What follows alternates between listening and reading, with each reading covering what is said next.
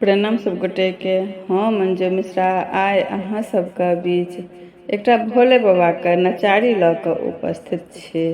कोशिश करै छी अहाँ सबके नीक लागत त गीत पूरा सुनब। वीडियो के लाइक क देबे, कमेंट क के बताएब जे केहन लागल। और जे सब हमरा चैनल पर नया छी तिनका सबसे नम्र निवेदन अछि जे एहना सुंदर सुंदर गीत सुनै के लेल हमर चैनल के सब्सक्राइब जरूर क लेब। जे सब क लेने छी तिनका सबके बहुत बहुत धन्यवाद। तो चलू सब गोटा सुने जाओ। गौरी सोचे दिन रात हमरो भोला नहीं, हमरो भोला नहीं मानथी बात।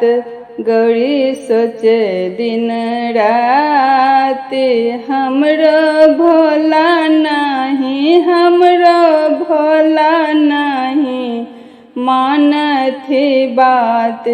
गौरी सोचे दिन रात नित दिन खाई छथि भांग के पात। नित दिन खाई छथि भांग के पात। खोआ मलाई शिव के, खोआ मलाई शिव के मनहुने भावे, मनहुने भावे।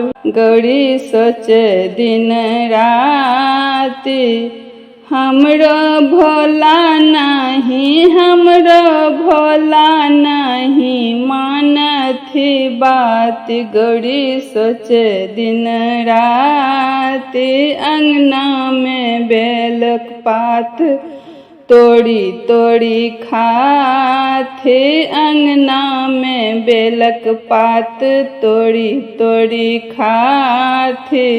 धथुरा के बिया देखी, धथुरा के बिया देखी जिया ललचाए। गौरी सोचे दिन रात हमरो भोला नहीं, हमरो भोला नहीं मानथी बात।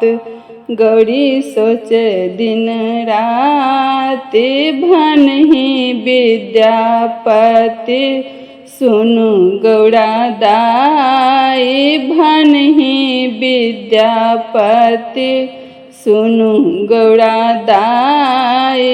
सरजू नहाए थी, सरजू नहाए थी निसी आधी रात।